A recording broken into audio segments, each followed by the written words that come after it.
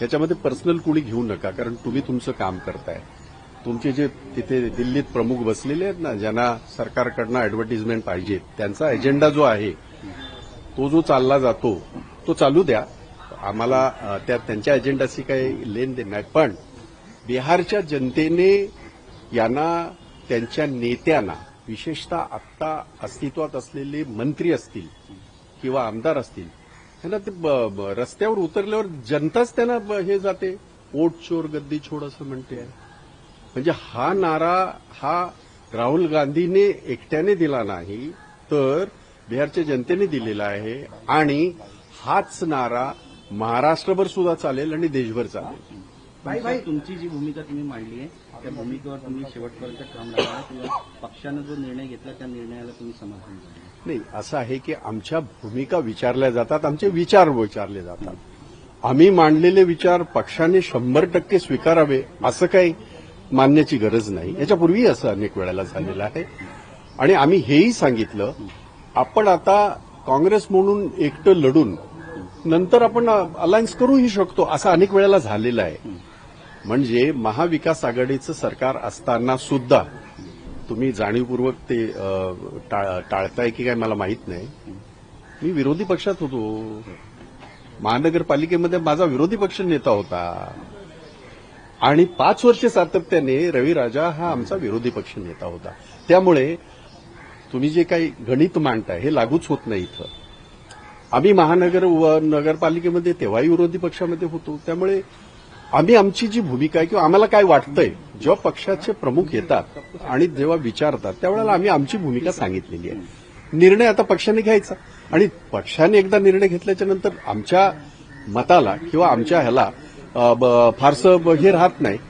जे पक्ष ठरवेल ते आम्ही करू. काही दिवसांपूर्वी चर्चा होती की दोन्ही ठाकरे बंधू एकत्र येतात आणि त्यामुळे राज ठाकरे यांना कुठेतरी काँग्रेसचा विरोध आहे, कारण त्यांची जी सावरकरांबाबतची भूमिका आहे ती कुठेतरी काँग्रेससाठी अडचण आहे.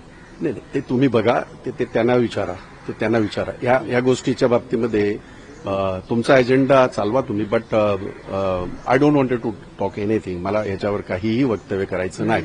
काँग्रेसचं खूप मोठ्या प्रमाणात अजूनही मुंबईतल्या अनेक भागांमध्ये वर्चस्व आहे. अनेक ठिकाणी म्हणजे लोकसभेला देखील बघितलेलं आहे आम्ही, खासदार निवडून आलेले. जर काँग्रेस एकटी स्वबळावर लढली, तुम्ही आता अनेक वर्ष हे सांगता स्वबळावर लढायला पाहिजे, अनेक वेळा झाले. आजच्या परिस्थितीत जर काँग्रेस एकट्याने स्वबळावर लढली तर किती काँग्रेसला यश मिळेल, किती ठिकाणी आपण असं काही गणित आपण केलेलं आहे? नाही, गणित अशी गणित कुणाचीच चालत नाही. अलीकडच्या राजकारणामध्ये कोण असा मायचा लाल मला माहीत नाही जो छाती ठोकपणे सांगू शकतो की आम्ही एवढी मतं आमची येतील, निवडून येतील. हे कोणीच सांगू शकत नाही. त्याचं कारणच मुळात असं आहे की मुंबई हा मिनी इंडिया आहे, कॉस्मोपॉलिटन सिटी आहे.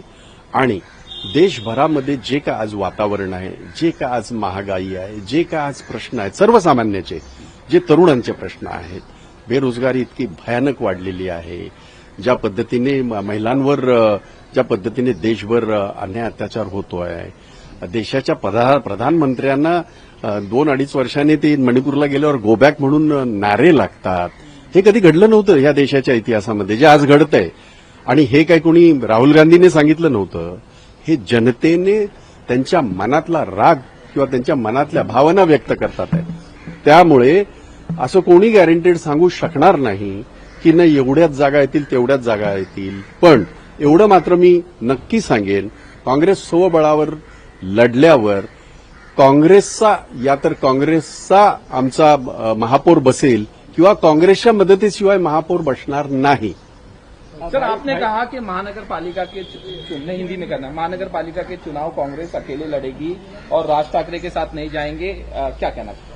नहीं, आप अपना सवाल खुद को पूछिए, हमें ये मत पूछिए, क्योंकि हम इसके पहले भी महाविकास आघाड़ी में थे, लेकिन महानगरपालिका में हम विरोध में थे. तो ये सवाल ही लागू नहीं होता है आपका.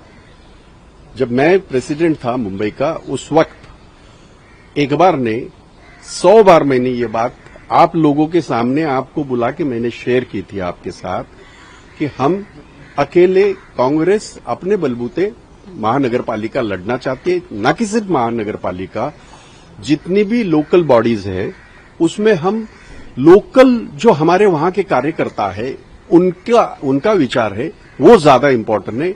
उनको देख के इस तरह का हम निर्णय ले सकते हैं। ये हमारी बातें हैं। हमने हमारे आला कमान के सामने, हमारे नेताओं के सामने ये सारी चीजें रखी है। पिछले हफ्ते जो हमारे पॉलिटिकल अफेयर कमेटी की जो मीटिंग हुई उसमें भी हमने यही बात की, और न कि सिर्फ मैंने, हमारे बहुत जो 15 सदस्य थे उनमें से बहुत सारे लोगों ने यही बात की कि कांग्रेस का कार्यकर्ता जो है, जो जिंदगी भर कांग्रेस का झंडा अपने कंधों पे लेके घूमता है, 140 साल से कोई न कोई तो झंडा उठा के चल रहा है। यहां किसी ने ये किया कि कांग्रेस जीवित होगी या नहीं होगी, उसकी चिंता उनको करने की जरूरत नहीं है। कांग्रेस न कि सिर्फ जीवित है, अगर भाजपा को, नरेंद्र मोदी जी को या देवेंद्र फडणवीस को अगर डर किसका है पॉलिटिकल, तो वो कांग्रेस का ही है और किसी का नहीं है। तो हमारी भूमिका स्पष्ट है। हमें जब पूछा गया तो हमने ये बात अपनी रखी है। आला कमान जो निर्णय लेगी वो हमें सबको मंजूर है। सर, आपने कहा कि अलग लड़ने की बात ठीक है, लेकिन राज ठाकरे के साथ नहीं जाएंगे, ये भी आपने नहीं, ये हमने, देखिए, हमारे महाविकास आघाड़ी में राज ठाकरे तो थे ही नहीं, तो मैं जिक्र करना ही नहीं चाहता। क्यों हम जिक्र करें? हम क्यों जिक्र करें? तो मैं महाविकास आघाड़ी की बात कर रहा हूं, और महाविकास आघाड़ी में राज ठाकरे कभी भी नहीं थे। सर, लेकिन मंच साझा करते हैं कांग्रेस के बड़े नेता बाला साहेब थोराट हो गए और विजय वट्टीवार हो गए, मंच साझा करते हैं और बैकडोर से राज ठाकरे की एंट्री हो रही है एनडीए में। और अभी इस वक्त राज ठाकरे का नाम इसलिए लिया जा रहा है कि बिहार में चुनाव है, ऐसा बीजेपी का कहना है। क्या कहेंगे सर? नहीं, ऐसा है कि अभी आप लोग, अगेन मैं कह रहा हूं, आप लोग व्यक्तिगत कोई भी मत ले लीजिएगा। आप तो मेहनत करते हैं फील्ड पर। ये जो एजेंडा आप चला रहे हैं ना आपके बॉसेस का, वो आप चलाइए। ये है जो हकीकत, ये है। बात आती है एमवीए की।